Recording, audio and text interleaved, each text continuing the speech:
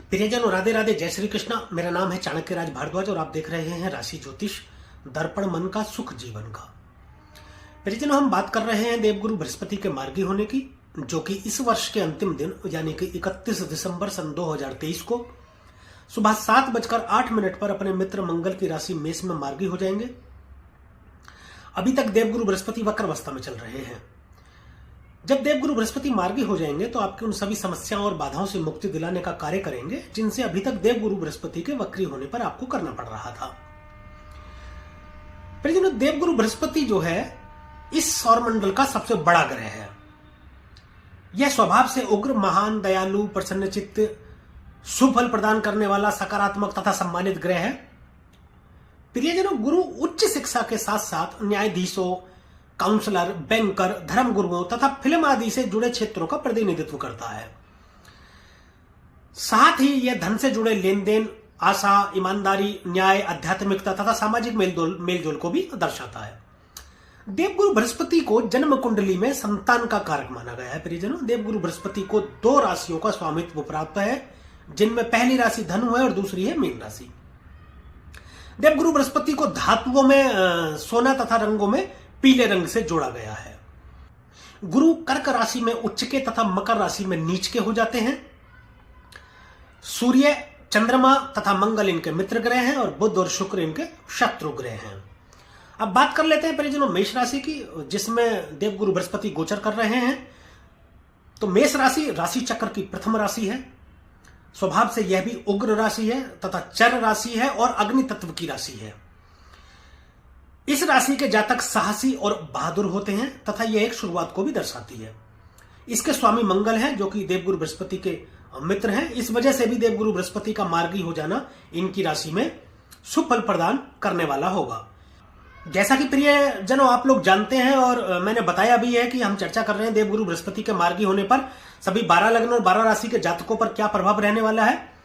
इसी विषय पर चर्चा करते हुए मैं मेष राशि से लेकर और कन्या राशि तक अभी वीडियो बना चुका हूं। आज जिस राशि के विषय में हम लोग बात करने वाले हैं परिजनों, वह है तुला राशि। तो परिजनों, मैं बताऊंगा तुला राशि के विषय में देवगुरु बृहस्पति के मार्गी होने का क्या प्रभाव रहेगा। तो मेरे साथ बने रहिएगा अंत तक, वीडियो में कहीं मत जाइएगा। और वीडियो के अंत में मैं कुछ उपाय भी बताऊंगा जिससे देवगुरु बृहस्पति यदि अशुभ फल दे रहे होंगे तो आपको कुछ हद तक शुभ फलों की प्राप्ति होगी और देवगुरु बृहस्पति के शुभ फलों में कुछ हद तक और भी बढ़ोतरी होगी। हम चर्चा करें तुला राशि के विषय में देवगुरु बृहस्पति के मार्गी होने के प्रभाव के बारे में, उससे पहले हम जान लेते हैं कि ग्रह क्यों वक्री होते हैं, कब वक्री होते हैं और क्यों ग्रह मार्गी होते हैं। देखिए, ये जान लेना अति आवश्यक इसलिए भी हो जाता है क्योंकि वीडियो में दी गई जानकारी आपको समझने में आसानी हो जाएगी। देखिए, मैं बता दूं, सूर्य और पृथ्वी के सापेक्ष जब भी कोई ग्रह अपने निकटतम बिंदु पर पहुंच जाता है तो वह उल्टा चलता हुआ प्रतीत होता है, यानी कि उल्टी चाल चलने लगता है, ऐसा प्रतीत होता है। परंतु वास्तविकता यह है कि ग्रह उल्टा नहीं चलता है, उल्टा चलता हुआ प्रतीत होता है। उस अवस्था को ज्योतिष की भाषा में वक्री कहा जाता है। और जब उल्टे चलते हुए वह कोई भी ग्रह जब सीधा चलना शुरू कर देता है तो उस अवस्था को मार्गी कहा जाता है। तो मैं आपको बता दूं कि ग्रहों की वक्र अवस्था को ज्योतिष में अच्छा नहीं माना जाता, परंतु यह भी सच है कि जब कोई ग्रह वक्री होता है तो अपने मूल व्यक्तित्व से अधिक बलशाली हो जाता है, यानी कि ज्यादा ताकतवर हो जाता है। जब कोई भी ग्रह वक्र अवस्था से सीधा चलते हुए मार्गी होता है प्रियजनों, तो कुछ समय के लिए ठहर सा जाता है, या मैं यूं कहूं कि अपनी गति को रोक देता है। उसके बाद जब वह मार्गी होकर के सीधा चलने लगता है तब शुभ फलों की प्राप्ति करता है। तो अब हम बात करते हैं तुला राशि के विषय में प्रियजनों।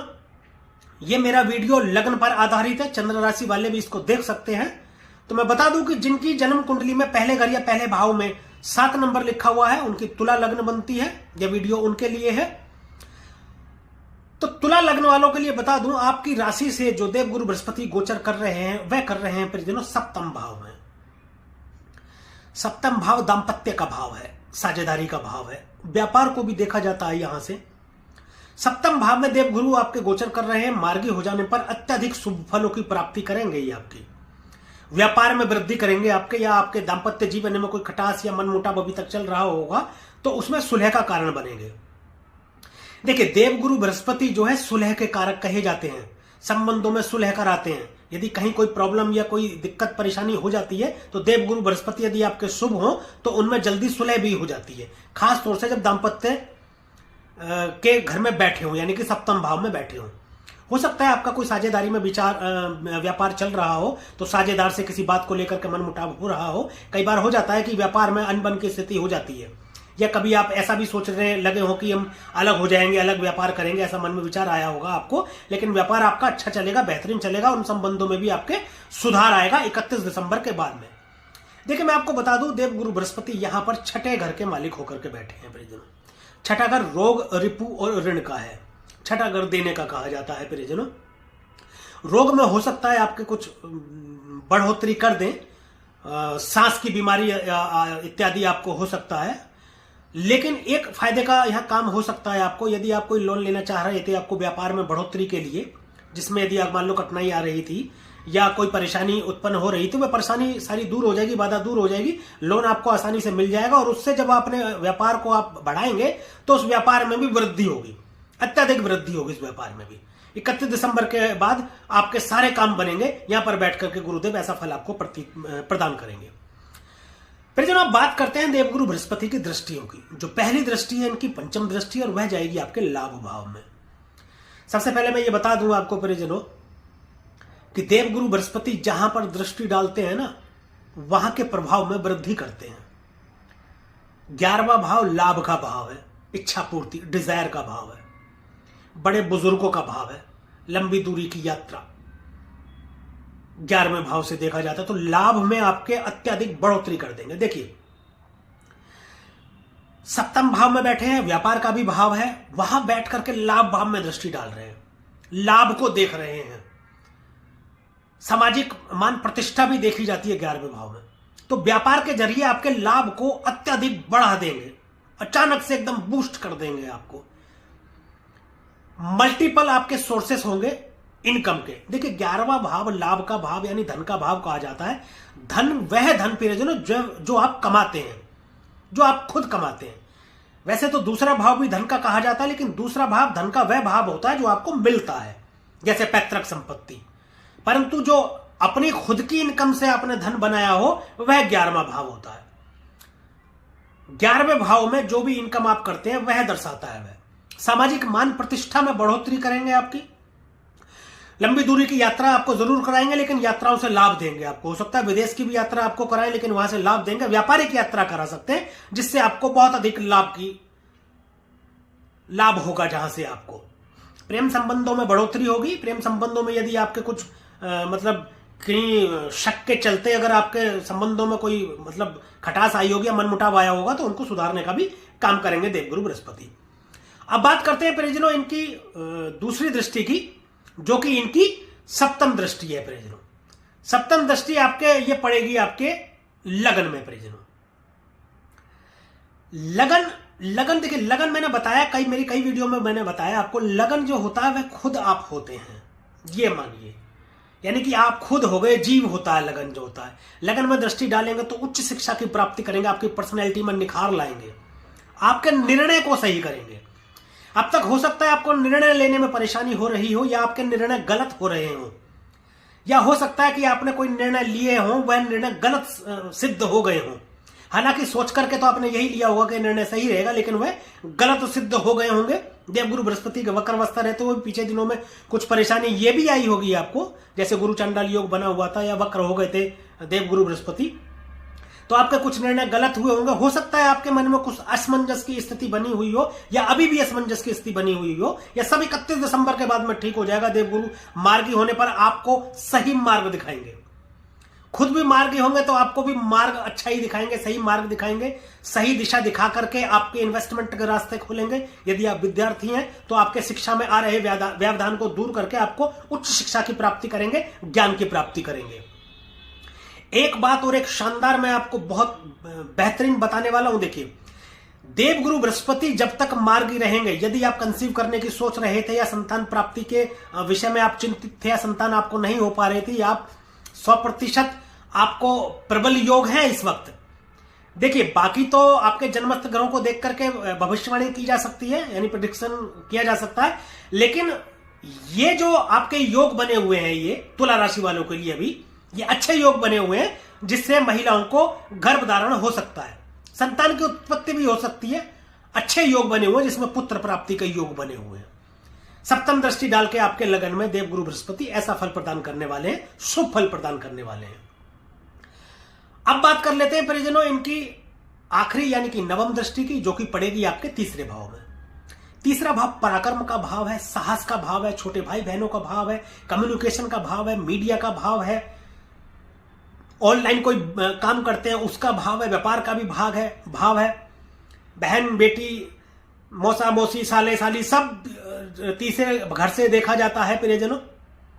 बहन भाइयों का सपोर्ट मिलेगा आपको, आपके जो कजिन ब्रदर्स हैं, जो भी ऑनलाइन कोई काम कर रहे थे तो उसमें आपको बढ़ोतरी मिलेगी। यदि आप जैसे मल्टीमीडिया है आपका, या जो इलेक्ट्रॉनिक मीडिया होता है जैसे न्यूज एंकर वगैरह होते हैं, अच्छा कम्युनिकेशन का ऐसा हो, वार्तालाप, जैसे आपस में वार्तालाप, कहीं जाकर के मान लीजिए आप पार्टिसिपेट करते हैं, 4 लोगों के बीच में या 10 लोगों के बीच में आप पार्टिसिपेट कर रहे हैं, मतलब वहां पर कुछ लोग और भी बोल रहे हैं, आप भी बोल रहे हैं, आपको भी सुना जा रहा है और आप भी लोगों की बातें सुन रहे हैं, तो ये कम्युनिकेशन होता है।